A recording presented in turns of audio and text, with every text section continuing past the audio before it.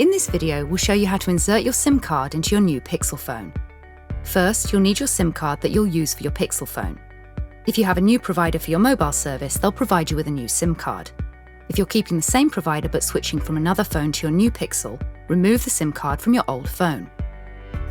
On the bottom left side of your Pixel, find the SIM card slot. Take the SIM card tool that came in the box with your phone and insert it into the small hole. Gently remove the tray, place your SIM card into the tray,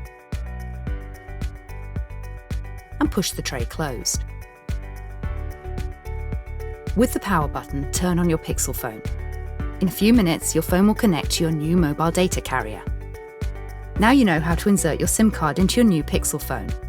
To learn more about your Pixel phone, watch our other videos or visit the Help Centre.